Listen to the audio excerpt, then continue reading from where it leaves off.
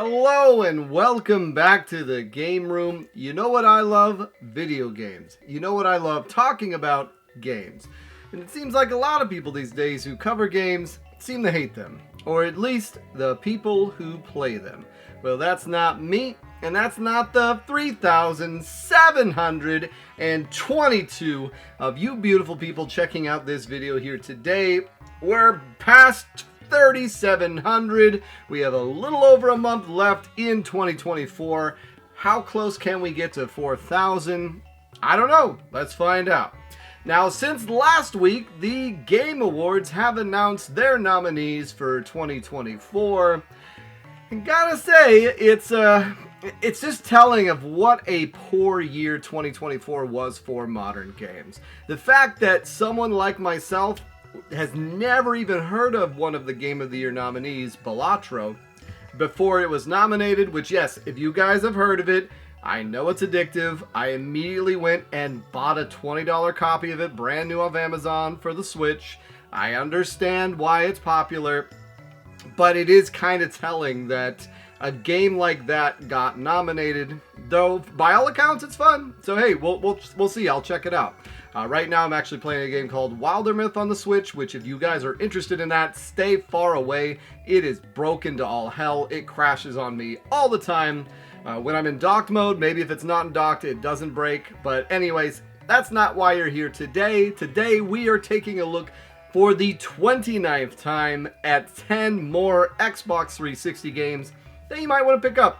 You know, no FOMO, nothing like that. Just ones you might be interested in. And we got some good ones here today. So if that sounds interesting to you, let's check it out.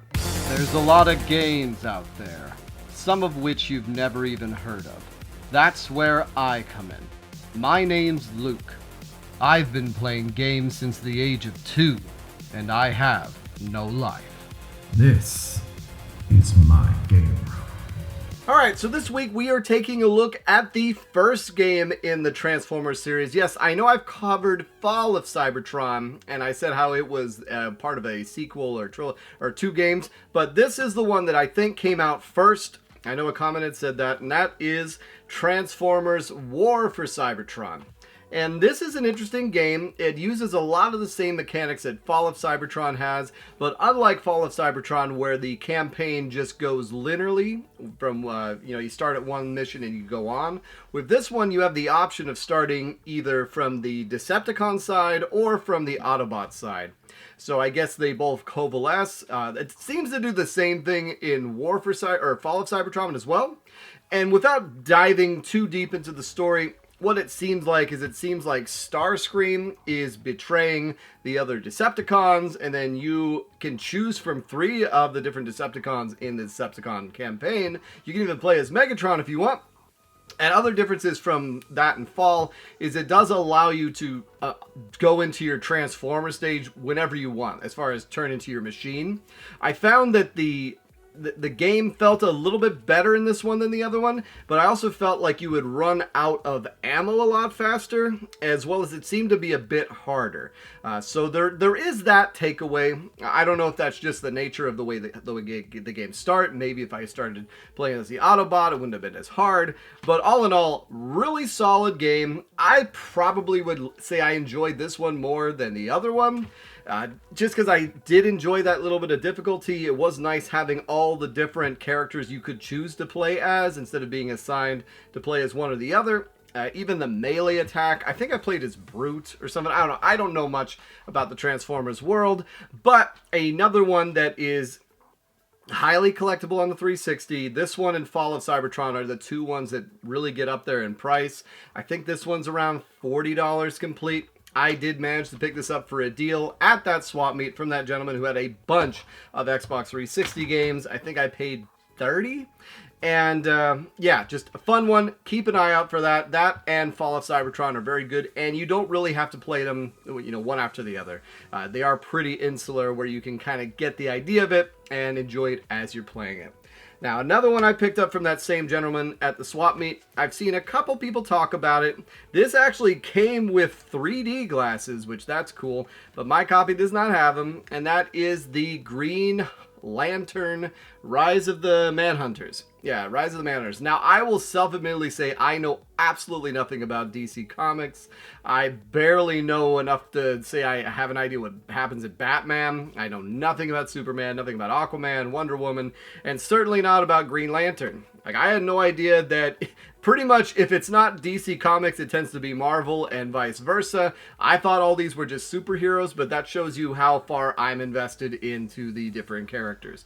This is based off of the movie, I'm assuming, starring Ryan Reynolds that came out in the late 2000s. Which is funny that Ryan Reynolds has been Deadpool in 2 different versions, Green Lantern. He gets around with the superheroes. And I believe it's actually him voicing it. As far as the story goes, like I said, I don't really know much about it, but I guess in Green Lantern there's these power rings that get passed down through the different people who become them, and you're playing as Hal Jordan, which is as far as I know, the original Green Lantern. Ryan Reynolds is playing as him, and it starts off with you pretty much getting the ring from someone who has passed on, and you're taking place at the funeral, and then at the funeral, these manhunters start attacking you, which are robots, apparently. And then you're going off and fighting them in this big chaotic battle with your different Green Lantern friends. Which also, Green Lantern is essentially a squad, almost like a police force. Whereas when I would imagine that Green Lantern was just one superhero, but it's not. And, no lantern as far as I saw, just the ring. But the ring allows you to make these manifestations of weapons. And that's where the game actually is pretty damn fun. So the combat in this game, in my opinion, has a nice sense of weight and impact to it that I did not get from some of the other comic book games I've played yet. So I thought it was more enjoyable than Wolverine. I thought it was more enjoyable than Spider-Man. When you attack the enemies, it really felt like you had an impact in it, if that makes sense to you. As well as the way the manifestation of the weapon, so you'll be attacking and your Green Lantern ring will make a sword, and then it turns into a mallet. And as you progress through the game, you start leveling up. You can use those points to unlock other abilities, one of which allows you to manifest a saw blade that stays in front of you. You can even whip people and throw them around, but then if you throw them around, they get replaced. So they do make you kill a certain amount of enemies before you can move to the next scene. But all in all, pretty surprised at how much fun I did have playing this, especially given that it's really largely not talked about, and it's still fairly affordable. It's about a $15 to $20 game. I imagine if you get the ones that have the 3D glasses, it's going to be more expensive. And, graphic-wise, it definitely, there are times where it looks like Ryan Reynolds, times where it doesn't. But just overall, especially as someone who does not know anything about the Green Lantern universe, it's going to be hard for me to feel like they didn't do a good adaptation, because I have no reference point to go on. So there's that too. So I enjoyed it. One that I definitely recommend picking up if you ever see it around, as it's surprisingly fun. Definitely a serviceable game. All right, now, as I am going through and I really wanted to check out all the Call of Duties, one of the ones that I really never had on my radar were the ones that took place before Modern Warfare. That'd be Call of Duty 1 through 3. Now, 1 is not on the 360, but 2 and 3 are. 2 is actually one of the early possible launch titles, because I think this came out in 2005, and that's what I got, Call of Duty 2. And it's fun going back and playing one of these. I believe this was made by Infinity Ward. So back before the other two, Sledgehammer and Treyarch, took over. Was it just Infinity Ward doing it? I don't know. Correct me in the comments, since I obviously never know what I'm talking about. But in this game, you're taking part in one of 3 separate campaigns. So I guess that's something they do typical in the campaigns for Call of Duty, is they would have you bounce around to the different scopes of the war. And as this was before it jumped to the modern days, this is taking place in World War II, which is something I was always heavily invested in. That's one of the main reasons why I wanted to get Medal of Honor back in the day, is because I loved those old World War II settings. Saving Private Ryan was a phenomenal movie. And so in this, you're playing at the beginning as part of the Russian forces, which you didn't really see too much back then, especially because typically you were either playing as the Americans or maybe as the British, and a lot of people are unaware of the fact that the Soviets were the good guys in World War II. They are largely responsible for helping, the Americans and the rest of the Allies take down Germany. Although it wasn't supposed to be that way. It's because Germans decided to fight on 2 fronts. But anyways, in this, you start off playing as the Soviets and immediately gets into a battle. They allow you to do snapshot aiming in this, but I didn't find it all that great, and it is nowhere near as polished as the game will get. But if you have played Call of Duties, it feels the same, it plays the same. It just feels a little bit less, it feels a little bit more arcadey, to be honest, especially if you're playing on normal mode, because you can just blow through barriers, go and gun down people, you know, not even really paying attention. I just picked up a machine gun and would just charge the enemies, zerging them like hell, having a good old fun time. Not as much response as you would see in other ones. The bullet time, the sound design is not nearly as advanced as it would get, but is dumb fun. And that's why especially for this game that was, I think, what, $10, maybe $5, something like that. You can still find it. And a lot of people talk about how this is a very fun game to play on the 360. When I got this copy, I opened it up and it had a Game of the Year CD in it with a bonus DVD multiplayer token. So I'm not sure where that came from, if that was a Frankenstein copy. Something to be aware of if you're collecting for it, but a fun one. And they also have a campaign where you're playing as a Brit and you're playing as an American. Not sure if they all coalesce or how that works, but it really does feel a little bit like Medal of Honor Light, which I enjoy because I really did enjoy the Medal of Honors. This was before Call of Duty really found its own footing, and you know, it's nice. It's a nice one to pick up. Now, here's one that I avoided back in the day, and it's from one of my favorite racing series, probably my favorite racing modern racing series, although it hasn't had a new release in forever, and that game is Burnout Paradise. Now, I loved Burnout 3 Burnout 3 Takedown. I bought Burnout Revenge on the 360. I'm sure we'll talk about that someday too. But Paradise, I never got. And there was just something about it that just kept me away from it. Even when they re-released it on the modern consoles, I just still didn't pick it up because it looked strange. It's a Burnout game, but it takes place in a perpetual city where you go and drive around and then find races, or you find this or that. And the main problem I had playing it, now it controls like a dream. It feels like Burnout. It's graphically so impressive. Like if you had a regular Burnout experience using this graphic and this just everything, the feel of it would be so nice. But you have to go through the town and you have to replenish your boost by going through gas stations, or repair your car by going through a repair station. But the hardest thing I found is that you can get into a race and then it tells you, okay, you need to get to this side of the map. Now, generally in, say, Grand Theft Auto or a game like that where there's a mini-map, it'll show you on the map where to go. In this game, it does not. So now I almost felt like I had to pause the game to look at the map itself and plan a route. Now, it will tell you with the different turn signals as far as when you should turn or when the turns are coming, but it's not a very intuitive feel to the game. Imagine a racing game where you don't know where the race is supposed to go, and so you easily can lose these matches. Now, I managed to win a couple of matches doing that. There's even a mode where you had to survive just driving out of the city, and it left a sour taste in my mouth of like, I'm not really feeling doing this. I'm not enjoying doing this. But man, I really like looking at it. I like the way the game feels. It's not for me. I like a racing. It's funny, I complained about how racing games that constantly have you choosing maps back and forth, but then in this one where you're always in the action, I'm complaining too. So what the hell do I want? I want one like I had in Ridge Racer 6, where you could set a tournament and just race all of them and see if you can win. It's the Mario Kart racing circuit style. I like that, but that's just me. All right, now this is one that I've had my eye out for a while. I don't know what video I saw this on or anything, but I heard that this game was a Zelda clone, specifically very much like Link to the Past, and it's pretty affordable. I had never seen it in the wild, or at least I'd never seen it in the wild after I knew what it was, and this past just yesterday or the other day at the game store, I just happened to be going in there and seeing what they had. Now, they had the other game on the 360, that's this title, but that's a sort of a dungeon crawler. But this one, Adventure Time: Secret of the Nameless Kingdom, is a straight up Zelda clone in all the right ways. Now, I've never watched Adventure Time. I've seen it. I know there are fans of it. It's just not something, I feel like maybe I was a little too old to watch it when it came out, or just I kind of just missed the boat on it. Because I've heard a lot of people love this. And it's got some, just the brief time I played with it, I could definitely see some of the zany humor.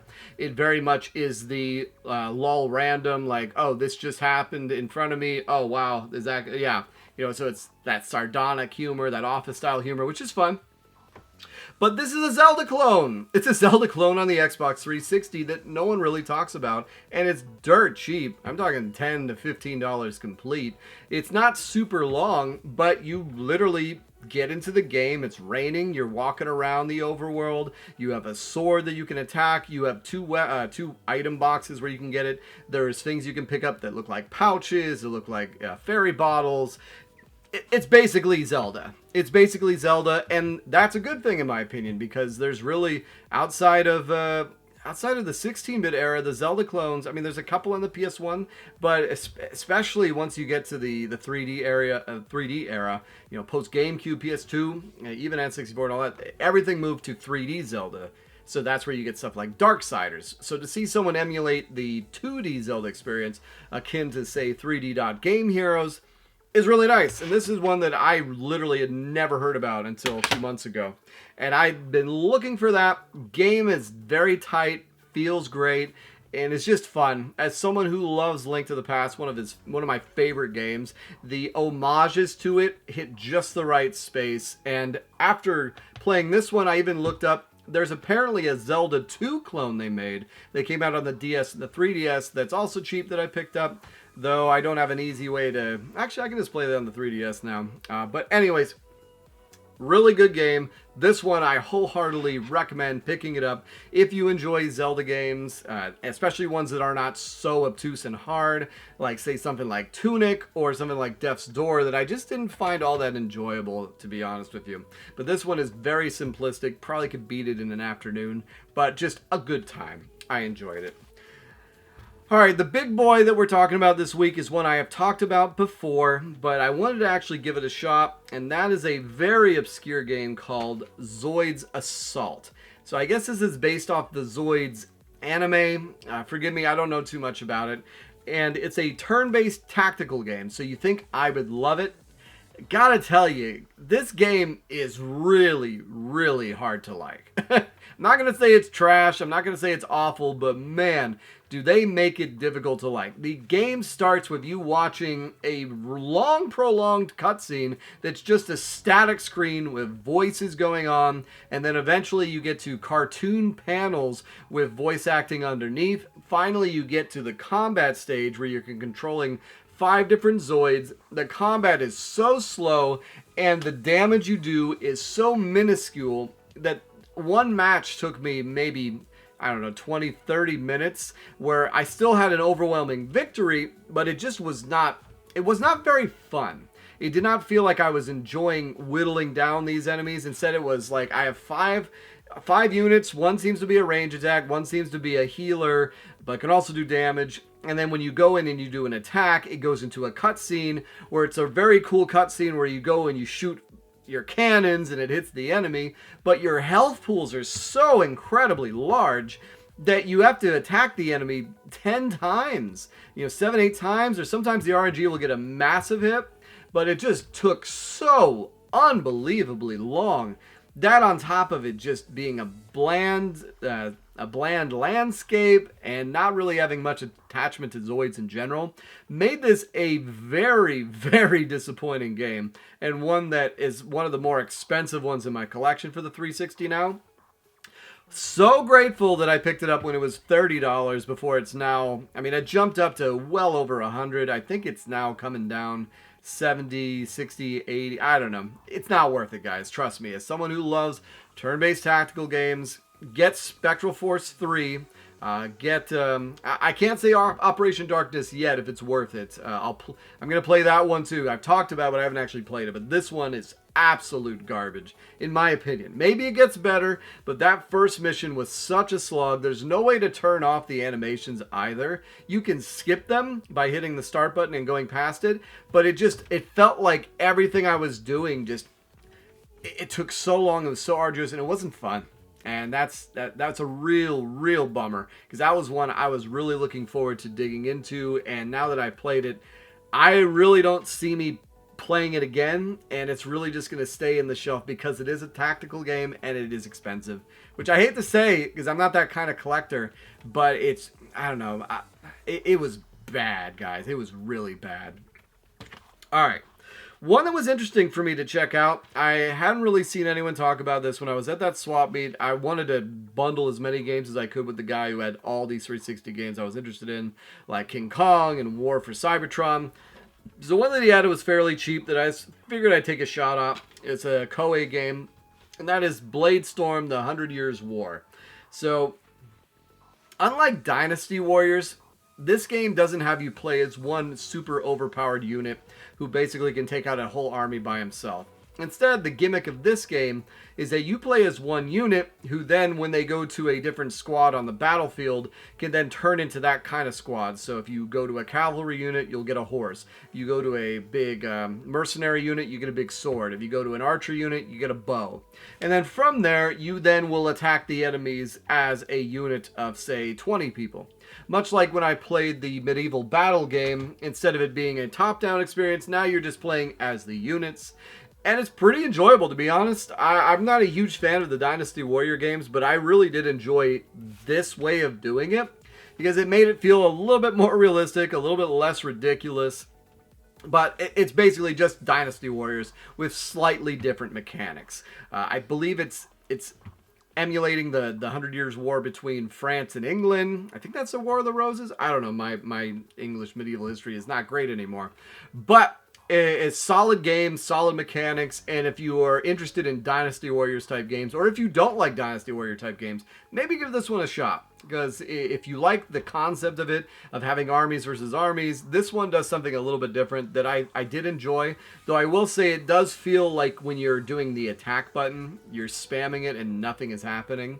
So that's a little bit not great, but I prefer this as far as the actual feel than just going around and lopping up 100 guys with one swipe. I guess. I mean, that's just me.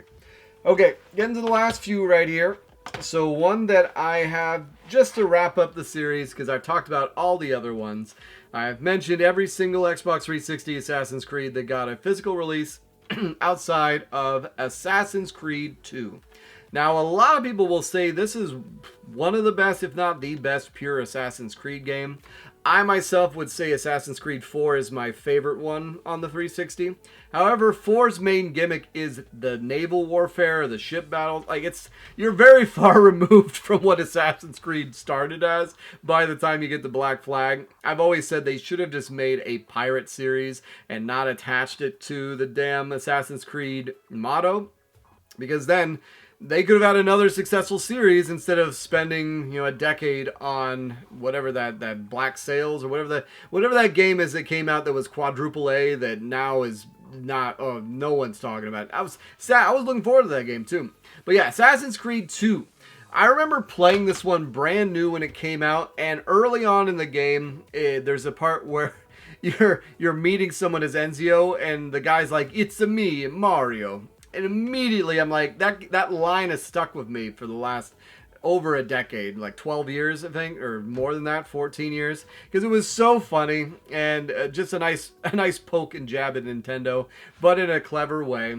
And it really expounded on what Assassin's Creed 1 did. It removed some of the partitionness of it, where every single mission was the same, where you would go, you would eavesdrop, you would pickpocket, you would follow, you would assassinate. This one, it truly gave it more of a game feel, where you're living in this perpetual world. This is also where jumping back into Desmond really started to hamper the series, in my opinion, because it constantly slowed down the action, as well as it made you think something was building when it really never materialized. But combat is more clean in this. Ezio's a far better protagonist than Altair. And just overall, the mechanics get better. Everything, I think this is in my opinion, the peak of the Ezio trilogy, because I didn't enjoy how Brotherhood brought in the assassins brothers that you could use to help you out, and then Revolutions, the story bogs it down. I enjoy 3 and 4, like I've said before. But yeah, for this game, for Assassin's Creed 2, if you have wanted to play, like, there's so many great starting points in this series. And yeah, notwithstanding to what the series has become, like I said, I haven't played anything post Rogue or post Assassin's Creed 4. But yeah, Assassin's Creed 2, very, very fun, solid game, great mechanics, and really starting to get a little bloated as far as what these games eventually became, but still a fun time, and really, really good story in this one as well, when you're not playing as Desmond. Even though the Desmond stuff still kind of works at this time. Alright, and then the last game this week that I have talked about before was one that I have wanted to try out more and more now, and that is Batman Arkham Origins. And guys, I gotta say, I think we might have judged this one too harshly. It's so nice going back to it now and feeling like there's this whole world and this undiscovered game that is in a series I really loved, being Arkham Asylum and Arkham City, that this feels like it slips right into. Immediately at the beginning of the game, you get this nice nostalgic Blackgate prison sequence where you're chasing down Black Mask and his goons and Killer Croc, and it reminds me a lot of Arkham Asylum, and the combat's frenetic, it's fluid, it feels like Batman, and I don't know, I was just loving every minute of it. It was such a nice experience. You have all the tools already at the beginning of the game too that you would expect, like the bat bombs and a bunch of the grappling hook that you can pull down grates. So you already seem to be coming at a good space, as well as it's not the complete origin of Batman becoming Batman because he already has all of his Batcave set up. You have young Alfred, you see Commissioner Gordon before he's Commissioner Gordon.